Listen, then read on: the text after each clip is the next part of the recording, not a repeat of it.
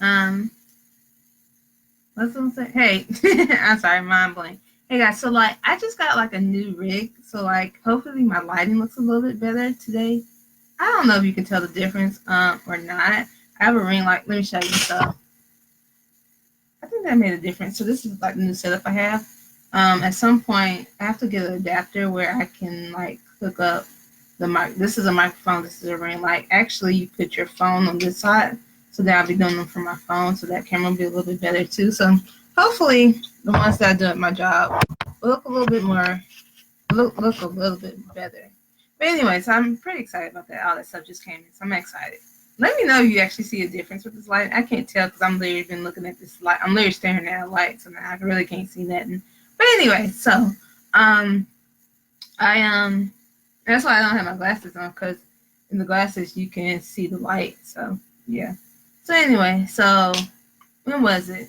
I think at some point I was talking to a friend, right? And so here's the thing: like if I say something ever on here that's just I find out later that hey that wasn't right, I'm gonna come on and be like, hey, my bad, messed that up. Like I'm not above, saying, hey, I didn't, this wasn't right, or something I said wasn't correct or whatever. And so I was talking to a friend maybe a week or so ago. And the thing is, I can't remember who I was talking to, so I hope they just see this video and they get the message, because I don't know who I was talking to.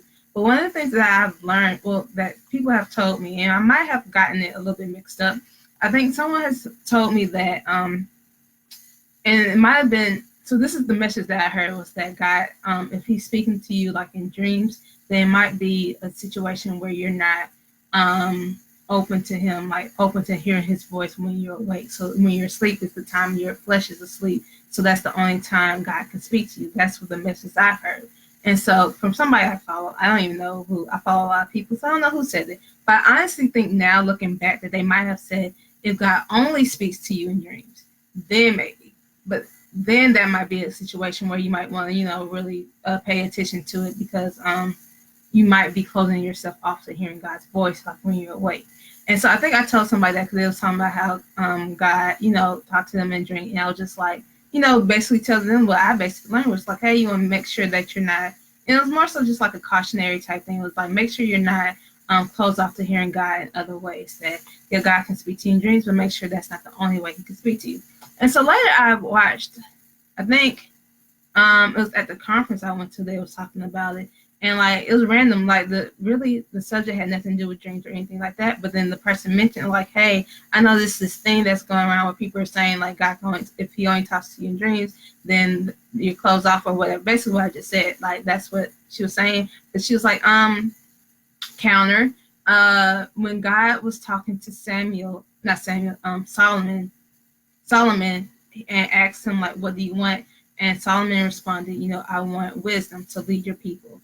And so like God gave him wisdom, but because he asked for wisdom, God of course gave him wisdom, but then He also gave him way more than this. Like He gave him all this money, he was really rich, all these concubines, all this stuff, right? Because he humbly asked just for wisdom, just to lead God's people. And one, that's a really cool story, because of the fact that it's like, that's kind of like an example of how, God, the verse is, God do exceedingly abundantly more than you could ask or think. And God asked, and Solomon asked for wisdom, and God gave him wisdom, but then gave him even more than that. That's a cool little side note. But anyways, that whole conversation was in a dream. And so it's not that God, and like the thing is with Solomon, like Solomon talked to God, I'm sure all the time or whatever. Like I'm sure Solomon, I haven't read all of it, but from what I read, Solomon has, they definitely had a relationship with God where he talked to him whenever, and like had no issues, like wasn't closed off to hearing the voice of God, is what I'm trying to get to. And so if there's been a case where it's like, so that's not necessary, and that's their point, was that it's not necessarily the case that, oh, just because God speaks to you in dreams, that's the only way He speaks to you, that means something might be wrong with you. That just might be how God's communicating with you in that season. So basically, I just wanted to come on just to make that correction, because I don't know who I was talking to. So I'm hoping they see this video and like, hey, my bad, I was wrong on that. And so like, just again, like I'm not above like saying, hey, I messed that when I missed it, so here's actually what it is. Anyway, so that's that. Second thing, so this past weekend, I think it was, yeah, my mom was in New Orleans, and you guys know that big old storm, tropical storm Barry, I think they was calling it. And so my mom was in New Orleans. It was supposed to hit, it was going to go from a tropical storm to a hurricane. I know like one of the days, like either that Friday, it was supposed to hit like Saturday or Sunday or something like that. And like that Friday, Thursday, Friday, like literally part of New Orleans was flooded, all this stuff, right? And so like my mom is down there having just a great grand time, really. And so she was like, and I found out about the storm, knew she was down there. I was like, okay, God, all right, I'm gonna pray for this storm to go away. I'm gonna pray for it to like curve, go somewhere else. Cause like my mom is in New Orleans. I don't want her to get hit by no storm. I don't want her to be stuck in New Orleans. I don't want her, in that type of situation, whatever. And so I was like, okay, God.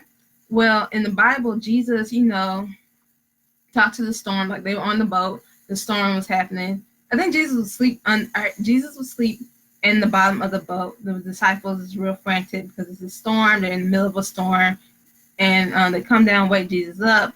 Jesus is like, oh, okay. And so he goes, he talks to the winds and the waves, and he makes the whole storm just calm down. And so also in the Bible says, like Jesus tells us that we'll be able to do greater.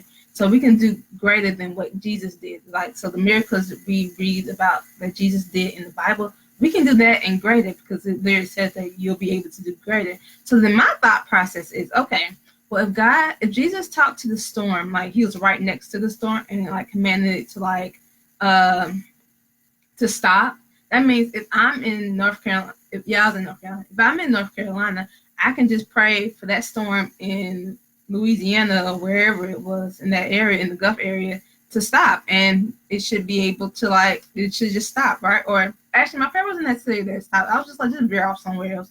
Don't hit New Orleans. That was my thought process. Because like literally, that's what the Bible says. And the thing is like when it comes to these, like I'm really believing God for more. I'm really believing God to be able to do more, to see signs, miracles, and wonders. I want to go to like this whole nother level where I'm like, this is like my everyday. I'm just experiencing signs, miracles, and wonders. And I'm not only experiencing it, but being able to do it myself, right? And so like I have to have this like viewpoint of, okay, God, this is what it says in your word. So then therefore I can do it. So like my prayer was, God, okay. Well, actually, I wasn't even really praying to God.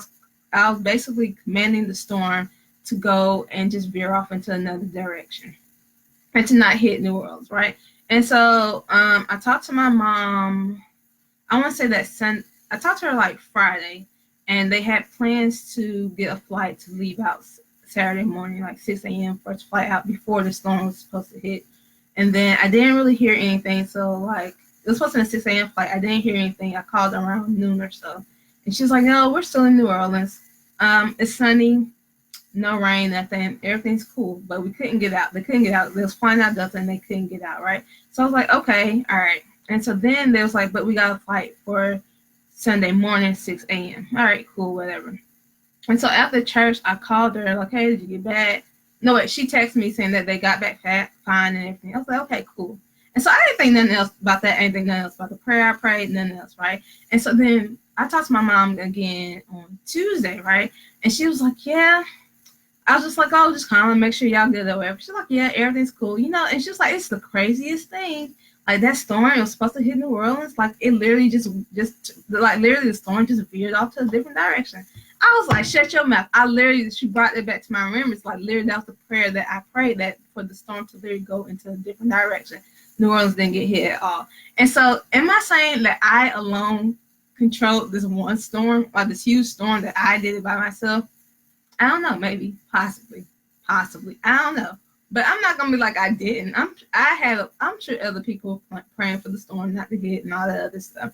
But I'm taking, a little bit of credit. Like it was a group project. We all did this together. So I just want to encourage you guys, like, believe God for the impossible and like literally step out on it. I mean, what else do you have to lose? You really have nothing to lose. And so, like, I don't know. I think it's going to be really dope. And I really am excited because I'm like, okay, I'm, again, building up my faith, building up my belief in God. I'm like, okay, God, we're really about to go. Let's go for this greater.